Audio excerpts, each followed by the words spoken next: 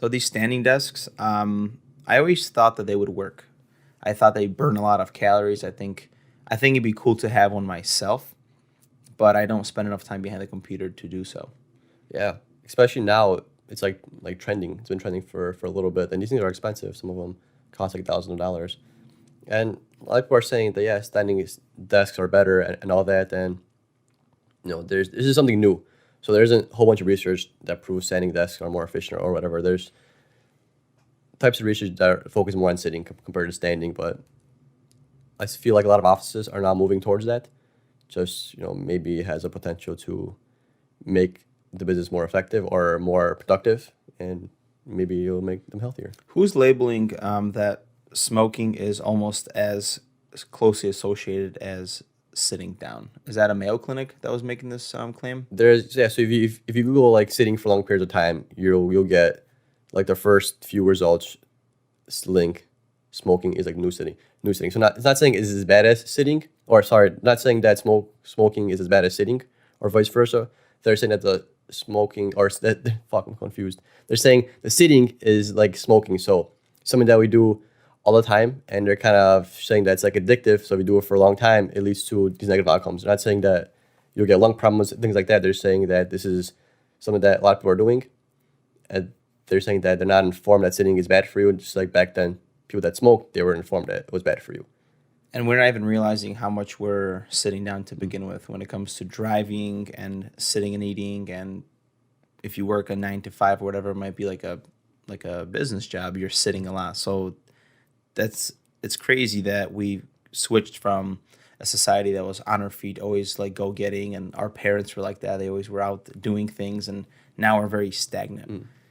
And Yeah, because back then, for like our parents or people that came before us, being productive was going out and physically doing things. Now we have internet. You could be productive on your computer, on your laptop. You don't necessarily have to go to the grocery store to pick up something. You could just order it online, have it delivered to you. You could shop on Amazon, they get delivered to you as well.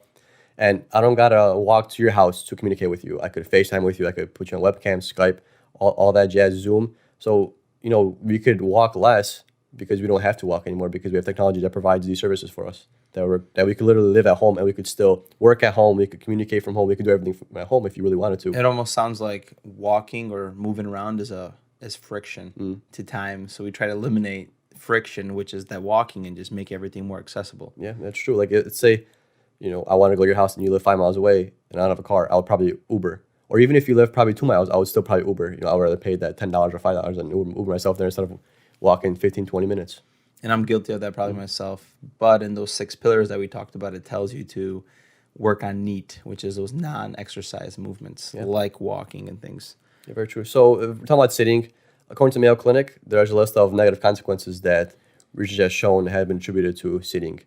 So, sitting for greater than 8 hours a day, prolonged sitting causes obesity, increased blood pressure, high blood sugar, excess body fat around the waist, which we know contributes to diabetes and unhealthiness in general, and elevated cholesterol levels. And that's people that sat 8 hours a day with no physical activity. Wow.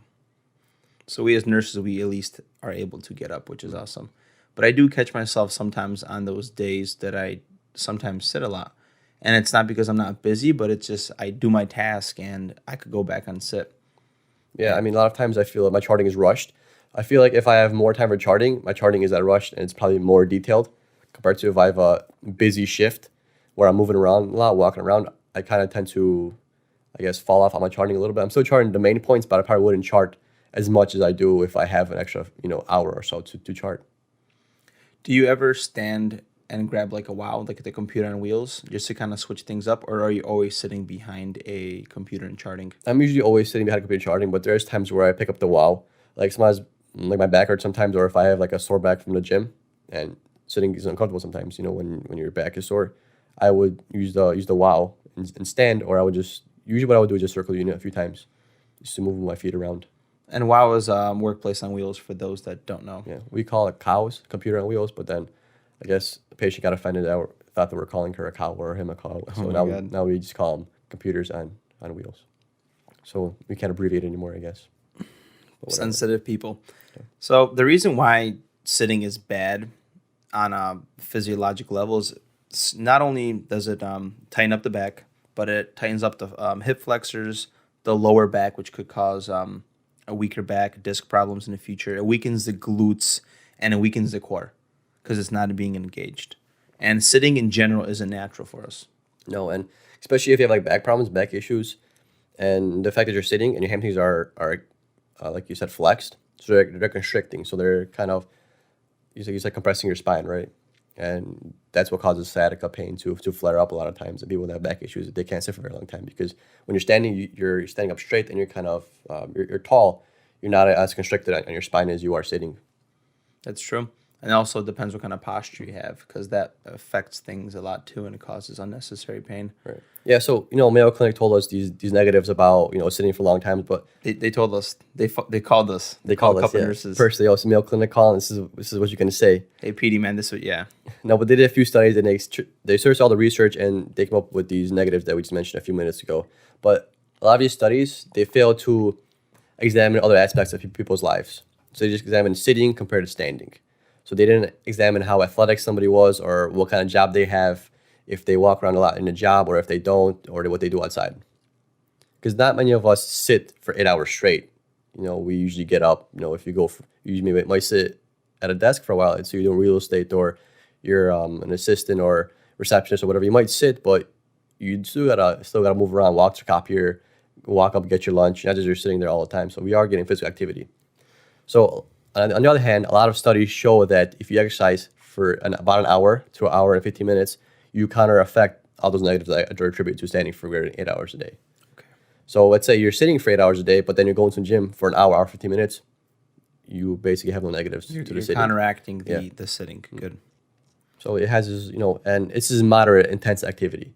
So it's not crazy. So what's considered moderate and intense, it could be mowing the lawn, like heavy cleaning, washing the floors, vacuuming, window washing, or a brisk walk, 10 to 12 miles an hour. And that's kind of a brisk walk, 10 to 12 miles per hour. Yeah. 10 to 12, I'm freaking speeding, dude. Really? I don't think so. It's not fast. A brisk walk, 10 miles. Yeah. Peter, hear yourself. In an hour. In an hour. Yeah, 10 miles per hour. That's not very fast. 10 miles is running. I'm taking to a treadmill today. Guys, do you guys hear this kid? In an hour. I can for sure walk 10 miles in an hour. Oh, 10. No, you're talking about the pace. A brisk walk, 10 to 12 miles per hour. Yeah. But the speed of 10 miles per hour is you sprinting. No, it's not sprinting. It's okay. We're gonna figure out this afterwards. I'm letting you know that this is sprinting. No, it's not very fast. Me running 10 miles per hour is me booking it on a damn treadmill. No way. Yes. No, it's not. I don't believe you. 3.5 is me briskly walking. You think so? Like I'm walking faster. 4 miles per hour, I'm like in the phase of going into a light jog. I don't think so. It's okay, Peter. What? No, I don't believe that. I don't think this is that fast. 10 miles an hour. It's okay. Let's keep moving on. If I could run a mile, let's say 8 minutes. But we're not talking about times. We're talking about the shit! But if I could do a mile running, if I could do a mile in 8 minutes, 10 miles would take me 80 minutes. That's more than an hour. Yes. I think I might have wrote this wrong in that case. You did. That's okay. I for sure did. Yeah, never mind. Definitely 12 miles an hour. Peter's notes are a little bit off today. It's okay. We figured it out. Maybe it was 1 or 2.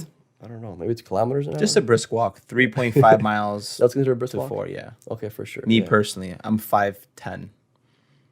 10 to 12 miles an hour. So one thing I liked about this study, or that what Mayo Clinic said, is I always thought that standing would lead to like more calorie burn. After looking at Mayo Clinic's little research here, sitting burns 80 calories an hour and standing burns 88 calories an hour. So there's not much difference when it comes to the health benefits of burning more calories standing up. Yeah, there's really isn't. I think that's why it goes in with, if you exercise for at least an hour, you counteracted the side negatives. effects. Yeah. And I would imagine that the reason why I'd get a standing desk is to burn more calories, but there's really not much of a significant difference. There really isn't. Maybe if you're a little on a heavier side, maybe you'll burn a little more calories just because you have more weight on you. Mm-hmm. Like maybe you're getting 92, 95, which will be 15. That'll be big difference. But in general, you're not burning that much more calories. 8 calories. That's what, in 10 hours you're only burning 80 more. That's what, like a quarter of a chicken nugget. A quarter of a chicken. I have no idea how much chicken nuggets have calories. Probably like a good whole. You think so? And then reducing back pain. I think that's the most important one, is just mobility in general, guys. If you want to do like that 10-minute rule, where I used to do that in nursing school, 50 minutes of hard concentration work when it comes to studying, sitting down on my ass, 10 minutes of a break when it comes to phone, stretching, going for a walk. Like if you work in the office, like move around, whatever. Do the figure eight with your hips. Just get all that mobility going.